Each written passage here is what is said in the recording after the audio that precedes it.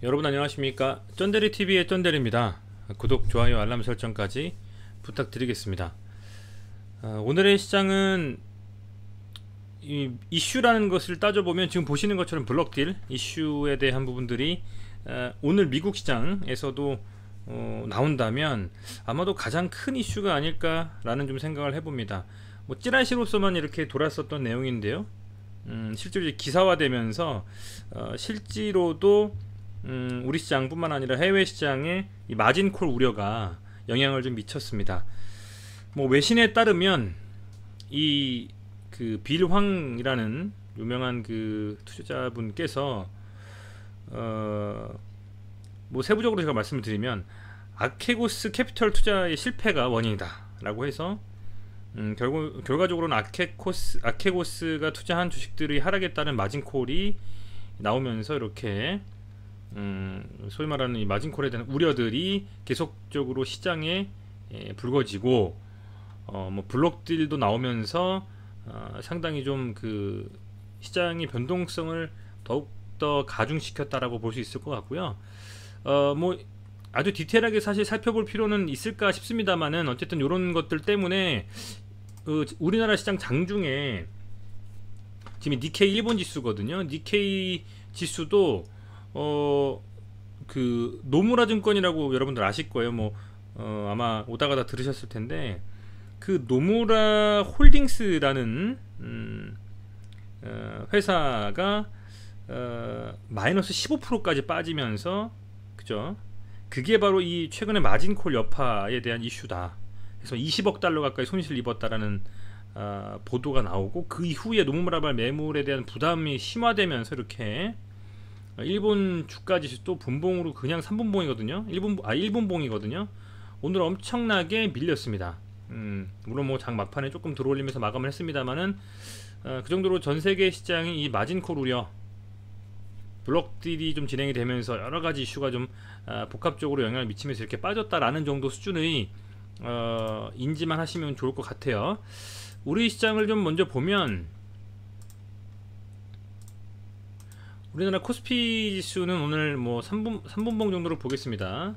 3분봉으로 보면 이렇게 흐름을 가져갔습니다. 어찌됐건 뭐 0.16% 보합권에서 마감을 좀 했고요. 일봉으로 좀 돌아가서 보면 코스피 지수는 여전히 3000포인트 이상에서 지금 유지를 하고 있기 때문에 현재 이제 62평선 돌파를 좀 앞둔 상황에서는 조금 아쉬운 움직임이긴 합니다만은 오늘 미국 시장이 어떻게 반응하느냐에 따라서 계속적으로 이 추세를 좀 유지하면서 쌍바닥 만들고 상승해주는 그런 흐름을 가져갈지 지켜볼 필요가 있겠다라는 좀 생각이 들고 코스닥 지수도 62평선 넘어가서 여기서 이제 간당간당하게 붙어 있어요. 0.27%니까 그렇게 많은 하락은 아니라고 볼 수가 있겠습니다. 분봉으로 봐도 장중에 보면 확 밀리긴 했습니다만은 그래도 무난한 수준의 어떤 반등과 함께 이렇게 반등이 좀 나왔다. 뭐라고 보시면 될 것 같습니다. 뭐 코스닥 지수도 코스피 지수도 지수상으로는 크게 막 어떤 흔들림은 없었다라고 좀 볼 수 있을 것 같습니다. 오늘 뭐 이런 이슈도 있었지만요. 사실은 이 가장 중요한 게 우리 SK 케미칼과 디스커버리가 많이 좀 빠졌습니다. 그래서 많은 내용들이 있는 것 같아요. 여러 가지 내용들이 어떻게 과연 생각하느냐에 따라서 이 하락의 원인을 분석하기 나름인 것 같은데 우선은 이런 것부터 먼저 볼게요. 노바백스의 2천만 명분 계약이 원료가 부족해서 늦어지고 있다는 겁니다. 이건 이미 나왔던 기사죠. 뭐 아시겠지만 SK 바이오사이언스가 상장을 했고요. SK 바이오사이언스의 지분을 가지고 있는 게 케미칼, 그 케미칼의 지분을 가지고 있는 게 디스커버리죠. 자회사와 손자회사입니다. 근데 이 노바백스와 아스트라제네카는 SK 바이오사이언스와 CMO, CDMO를 계약을 했습니다. 그래서 아스트라제네카와는 CMO, 노바백스와는 CDMO죠. 노바백스와 근데 아스트라제네카의 어떤 효능에 대한 부분들이나 항체에 대해서 어떤 긍정적인 소식이 나와도 사실은 주가에 반영될 만큼 반영됐기 때문에 그 흔들림이 크지는 않습니다. 그래서 이런 이슈는 이미 노출이 된 부분이고 여기서 나온 이슈를 가지고 오늘 주가가 빠졌다라고 보기에는 저는 조금은 그 어떤 연결고리가 좀 적다. 저는 이런 생각을 하고 있어요. 근데 뭐 다른 분들께서는 어떻게 분석하시는지 모르겠습니다만, 자 그렇다면 가장 큰 게 뭐냐라고 보면 그 주말간에 요게 이슈가 있었습니다. SK케미칼 가습기 살균제에 대한 이 주가에 대해서 이런 부분들을 뭐 시사 프로그램인 스트레이트에서도 언급을 했던 것으로 알고 있고요. 미디어를 통한 기사화가 많이 됐습니다. 그래서 뭐 요 이슈들이 그죠? 요 이슈들이 가장 큰 주가 하락의 좀 이슈가 아니었나라고 좀 생각이 들고요. 그래서 요런 부분들이 좀 부각이 되면서 분명 이렇게 좀 피해 보신 분들도 있지 않겠습니까? 이런 부분들이 주가에 좀 많이 영향을 미쳤다, 투심에. 저는 좀 개인적으로는 그런 생각을 좀 하고 있습니다. 그래서 오늘 이 종목들이 그 세부적으로 보면, 먼저 오늘은 디스커버리부터 보면요, 무려 6.29% 하락을 했습니다. 굉장히 평소 대비해서 많은 하락이죠. 그런데 조금 이제 올려놓고 보면 거래량은 사실은 많이 터지진 않았어요. 그러니까 매도를 한 주체가 많지는 않다라는 부분이고, 뭐 순매수를 보면 개인이면 15억 정도 순매수를 했고요. 빠지니까 기관이 5억 정도, 외국인이 10억 정도 순매도를 했다라고 보시면 될 것 같고, 이 3월 26일 지난주 금요일에 외국인이 30억 정도 순매수하고 기관 1억 정도 순매수했지 않습니까? 뭐 그것에 비하면 사실은 외국인의 매도는 크지 않다라고 보고 있습니다. 크지 않다라고 보고 있고, 이 단기적인 악재에 대한 매도가 이어졌다라는 정도 수준. 다만 아주 큰 악재로서 주가에 반영이 되었다라고 하면 거래량이 터지면서 밀렸다라고 하면 더 위험하겠습니다만, 그래도 6만원 정도 요 라인을 지금 지켜주면서 박스권 하단 정도 수준의 하락이기 때문에, 얘가 과연 이 하락이 내일도 만약에 빠져서 이 제가 계속적으로 중요하게 보이는 56,000원까지도 밀리는지, 그 움직임을 좀, 흐름을 좀 볼 필요가 있을 것 같아요. 거래량이 많이 실리지 않은 음봉이었고, 분명 매스컴을 통해 나온 이슈는 좋지 않았지만, 그래도 얘가 어쨌든 간에 요 22평선, 금색선입니다. 22평선 위에서 마감을 했고, 만에 하나 차트의 움직임이 깨고 내려온다면 여기까지도 밀릴 수 있다. 그리고 뭐 이렇게 흐름을 이렇게 이어가는 흐름을 가져가겠지만, 뭐 이런 박스권에서 움직이다가 좀 안착해주고 갈 수도 있고요. 그런데 그게 아니고 금세 이제 반등이 좀 나와주면서 장중에 오히려 좀 밀렸다가, 그죠? 제 생각에는 장중에 이렇게 좀 살짝 눌려서 밀렸다가 아래꼬로 달면서 올라와주고 종가가 이 6만원 위에서 마감해준다라고 하면, 오히려 요 음봉을 잡아먹는 캔들이 좀 나와주면서 상승 추세를 이어갈 가능성도 배제할 수 없다라고 말씀을 드리고 싶습니다. 그래서 어쨌든 이 가습기 살균제에 대한 이슈에 대해서 과연 어떤 식으로 회사가 반응을 하고 대응을 하고, 또 투심이 어떤 식으로 반응을 하는지, 그 부분이 상당히 좀 중요할 것 같습니다. 그래서 지금 요 상황에서는 사실은 제 개인적인 소견으로는 대주주 매수도 있었고 하기 때문에, 디스커버리 같은 경우에는요. 그래서 저는 좀 긍정적인 흐름이 계속 이어질 거라고 생각을 했는데요. 그 주말간에 좀 예상치 못한 그 기사와 매스컴을 통한 이슈가 나오면서 이렇게 좀 밀려버렸습니다. 좀 아쉽지만 주주총회가 이제 3월 31일이거든요. 거기서 뭐 어떤 이슈가 발표가 될 수도 있고, 그렇지 않다 손 치더라도 최창원 회장의 어떤 그 매수도 있었고요. 장내 매수도 있었고, 그렇기 때문에 어쨌든 뭐 개인적인 생각으로는 조금 눌린다 하더라도 저는 아직은 추세를 깨면서 가는 것보다 요 박스권 흐름을 계속적으로 이어가지 않겠냐 생각이 됩니다.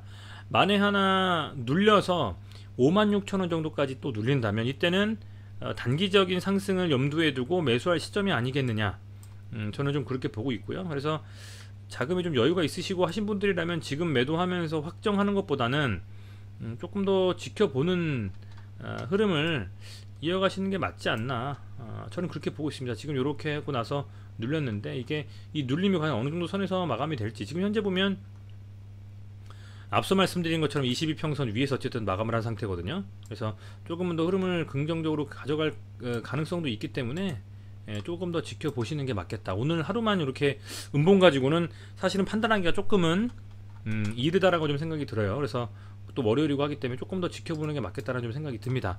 자, 케미칼을 보면요, 케미칼은 사실은 그동안 거의 한 7, 8개월 정도 가까이 종가 기준으로 한 27만원대를 거의 깨지 않았는데, 이번에 또 이 악재를 통해서 음봉으로 마감을 했습니다. 뭉툭한 음봉이죠. 4.26% 하락을 했고요. 그렇다고 하면 하락이, 저는 요거는 한 요정도까지는 빠질 수 있겠다 생각은 좀 들어요. 이 제가 라인을 잡아놨던 한 25만원 정도까지 1차로 여기가 버텨준다면 뭐 반등의 흐름을 이렇게 이어갈 수도 있지만, 이게 만약에 뚫린다면은 이 장기 이평선인 300이평선 언저리까지도 빠질 수 있을 거라는 생각을 하고 있습니다.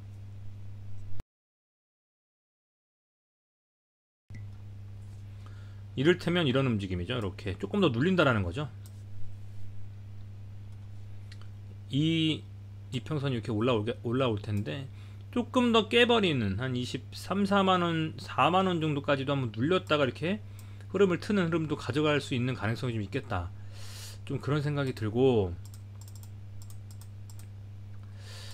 흐름이 좀 바뀌는 듯한 괜찮은 움직임을 보였었는데, 이 악재로 인해서 이렇게 좀 흔들렸다는 게 좀 아쉽습니다만은, 그래도 어쨌든 해결하고 가야 될 악재라고 보고 있고, 피해받으신 분들이 있기 때문에 그게 일단 뭐 만약에 책임이 있다라고 하면 그거에 대해서 명확하게 하고 가는 게 나중에 향후에 긍정적인 흐름을 이어갈 때에 또 부담이 안 될 수가 있다라는 점에서는 오히려 길게 보면 뭐 호재라고 보긴 뭐하지만, 그래도 어느 정도는 털고 갔어야 될 문제는 아닌가, 이렇게 좀 생각이 듭니다. 그래서 이런 식으로 지금 빠졌기 때문에 아마도 이렇게 찍고서 움직일 가능성이 좀 클 것 같아요. 그리고 나서 다시 이 22평선 돌파 시도를 할 것 같습니다. 계속 말씀을 드리지만 이 케미칼은 아직도 21평선을 돌파를 못하고 있습니다. 지금 아마 시간이 가면 갈수록 빠진다면 이렇게 빠질 것이고, 올라온다면 살짝 이렇게 기울기가 완만해질 텐데요.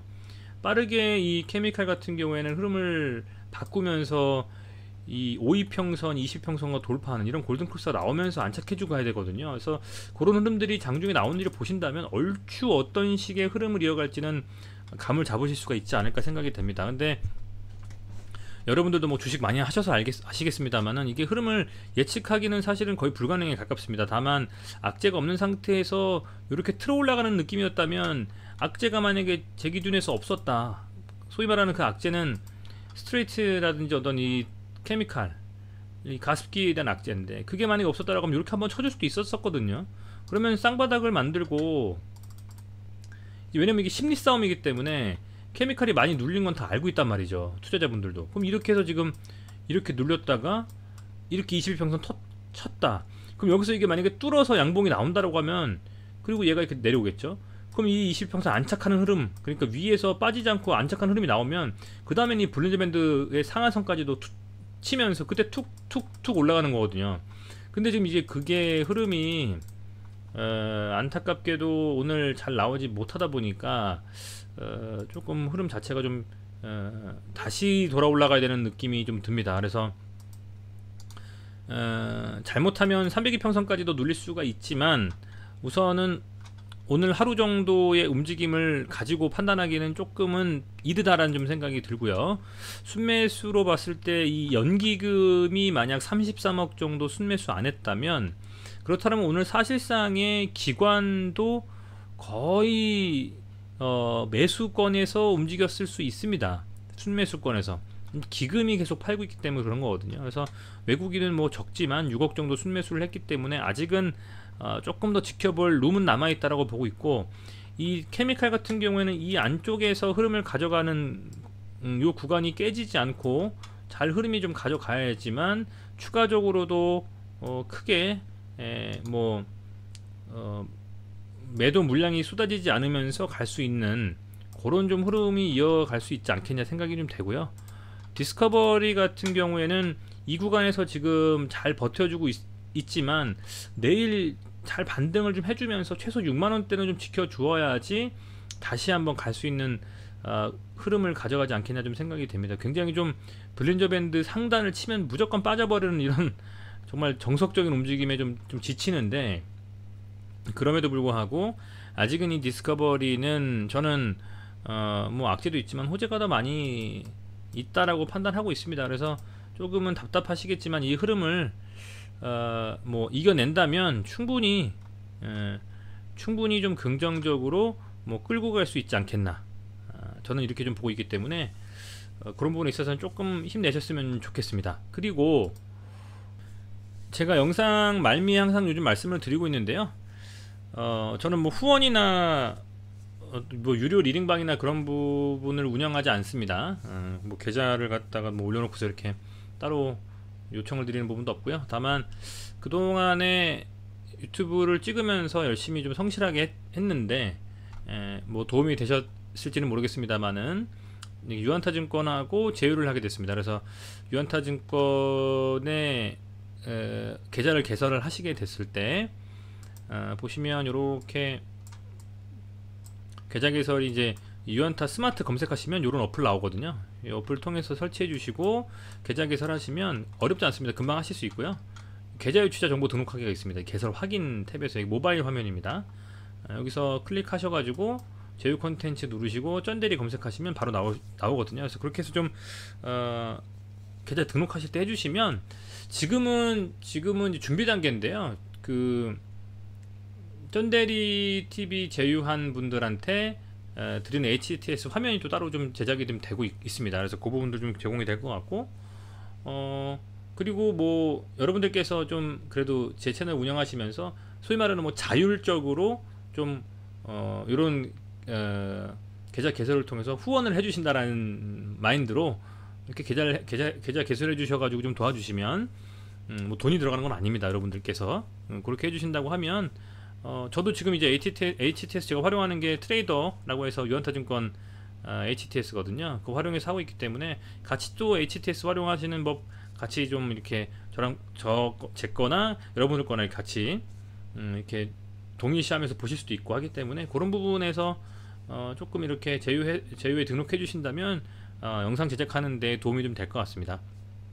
어쨌든 조금은 많이 좀 계좌를 바쁘시겠지만 시간 좀 내셔가지고 이렇게 해주신다면은 정말 감사하겠습니다. 네, 어찌됐건 오늘도 시청해주셔서 감사드리고요. 내일 시장은 좀 오늘 마진콜이라든지 블록딜 이슈가 미국 시장에 크게 반영이 안 되면서 우리 시장에도 큰 어떤 악재가 없는 상황으로 마감이 좀 됐으면 하는 생각입니다. 네, 어쨌든 뭐 시청해주셔서 감사드리고 내일 시장에서 또 즐거운 양봉이 나올 수 있도록 저도 기원하면서 영상 마감하겠습니다. 고맙습니다.